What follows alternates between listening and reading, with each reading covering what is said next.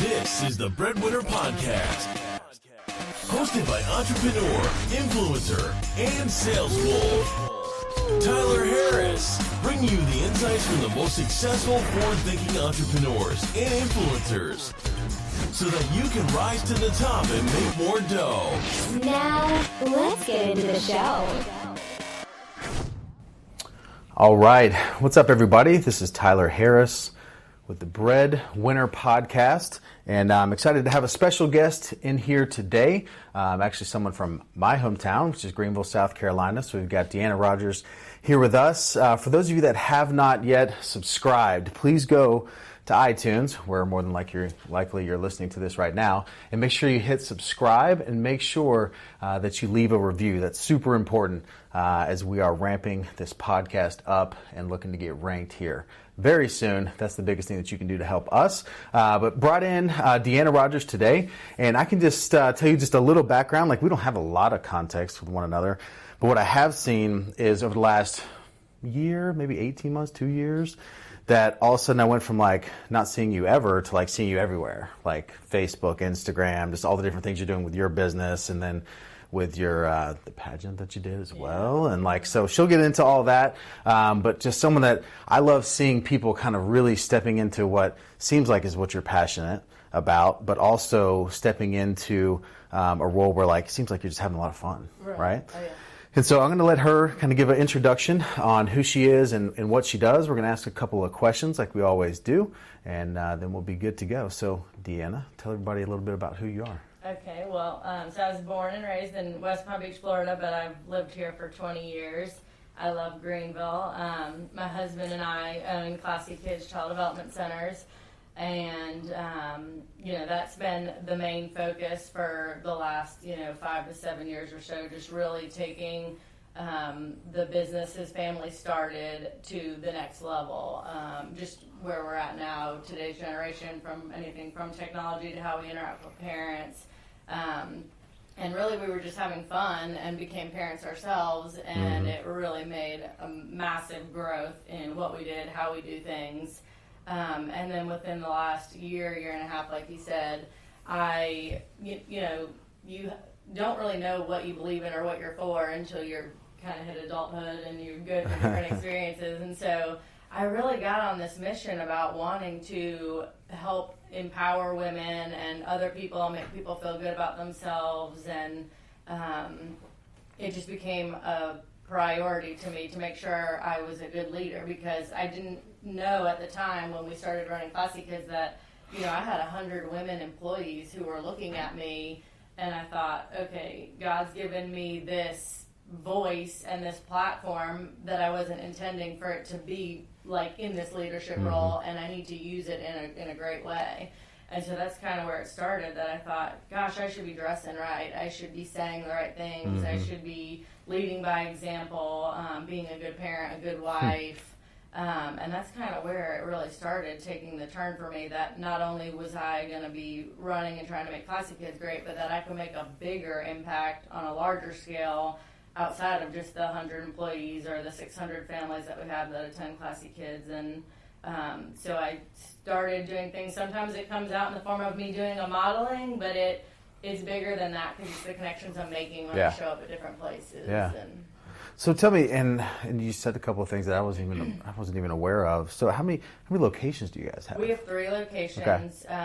So like I said, 100 employees, 600 families, about approximately 200 families at each of our locations. Wow, that's a lot of employees. I didn't realize that. It's that's a lot awesome. of moving puzzle pieces, buses in and out, and a lot going on. So we take 6 weeks, so infants all the way up through after schoolers, 10 years old. Yeah. So that's the primary focus. That's our main job.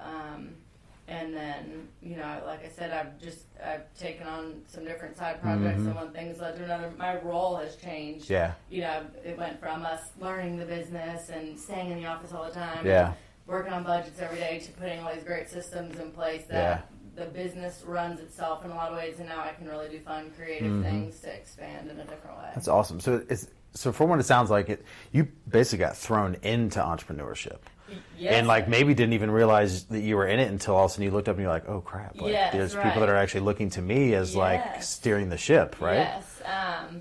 Right. It wasn't the intention to go that route, and it all fell in our laps. And really, we were just having fun. I mean, honestly, I think really the turning point of, I hate to use the word like fans or followers, but really that is a thing. And it started off with us just having fun taking maternity pictures. Yeah. And I would have people being like, that's ridiculous, making a weekly picture every week. Like, come on, you're going to get sick of it. Well, I was having so much fun doing it.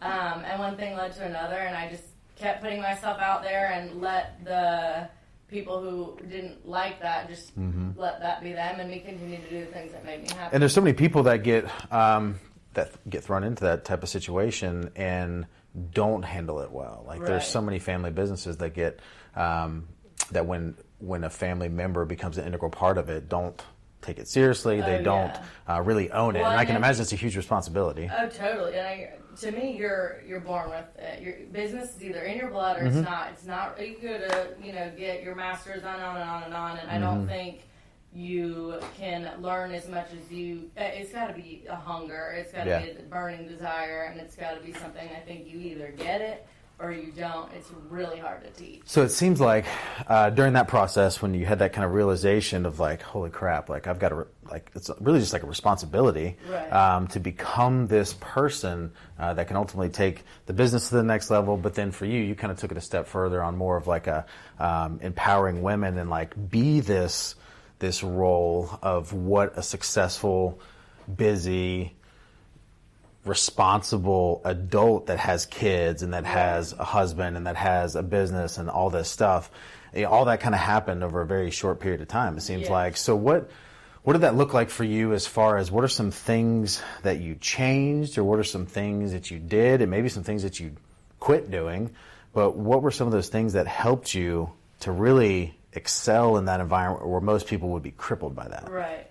I mean, I was born a happy person. I get up every day, I don't even need coffee, anything. Like when my feet hit the ground, I'm like, what are we going to do today? My mind never stops. But I mean, I think honestly, there's just like a turning point in most people's lives, and for us, it was having kids. That it was like, okay, we can't be going out on a Wednesday night and hanging out with our friends and doing things like that. Let's get serious. If we're going to do this, let's do it right. And I think that was when we knew we wanted to go on a bigger scale.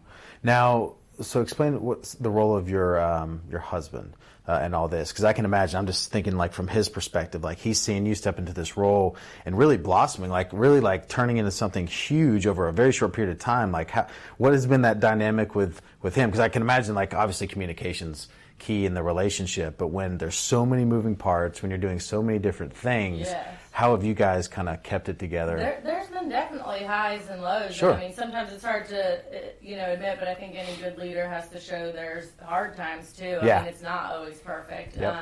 He has, for the most part, been extremely proud of me and uplifting, and I don't think I'd honestly be where I'm at or doing what I'm doing if I didn't have him playing the supporter role. But there are times, definitely, that it's challenging or it's a lot, because he's not as much put a camera in front of me, whereas I'm like, let's do it again and again.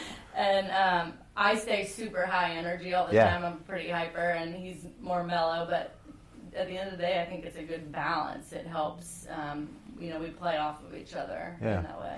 That's awesome. So what is one misconception that people may have about you, especially now this new you that's out there a lot?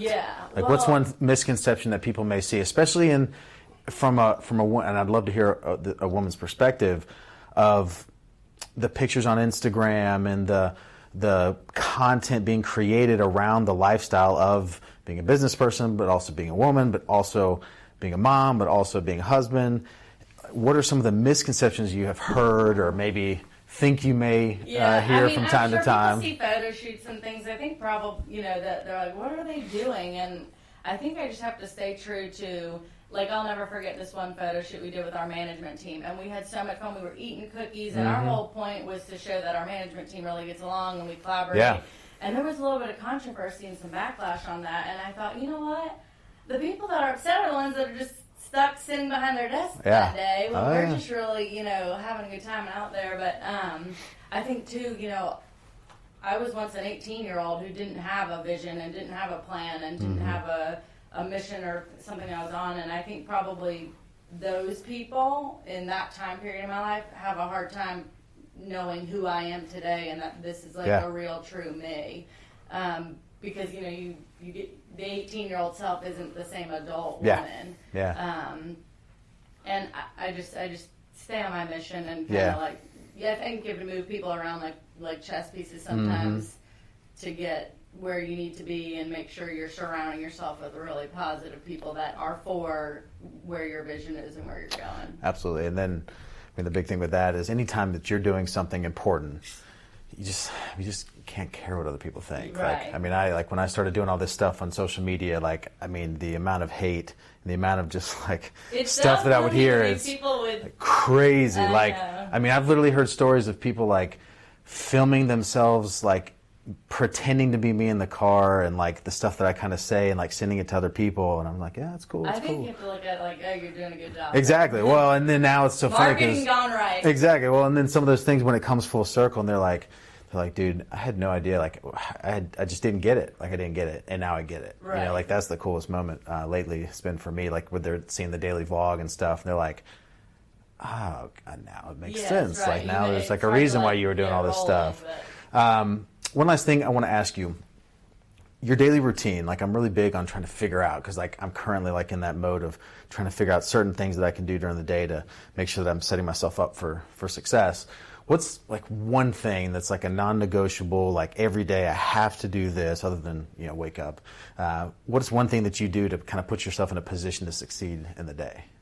Well, I mean, you know, it seems silly, but I really, and I stress this especially having women employees, feel like it's really important to get up, shower, get dressed and ready, like dressed to impress. I feel like when I feel like I look good, I'm going to act different. I'm going to present myself better. I think just putting your best foot forward. I mean, starting your day with that. Just I set my goals, what I'm going to do for the day.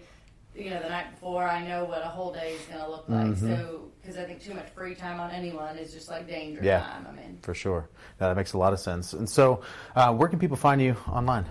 On Instagram, Deanna, Deanna Rogers, Rogers 1, number 1.